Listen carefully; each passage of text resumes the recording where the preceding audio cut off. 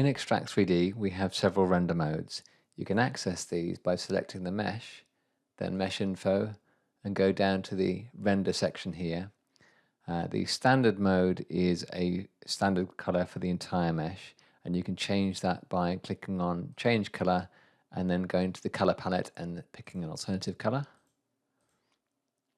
We also have color, which is a color per vertex. If you have color data, so for example a PLY model will have color per vertex data, or may have color per vertex data with shading.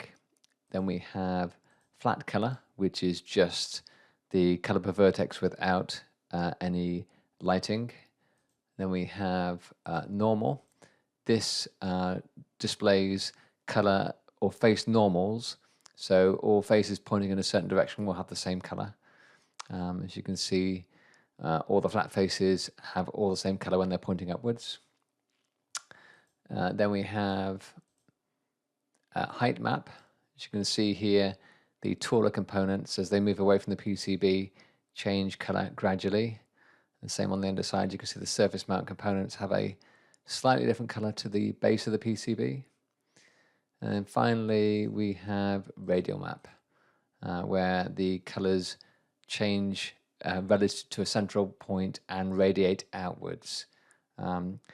Depending on what you're modeling, you may find changing the render mode gives you a better representation of your scan data.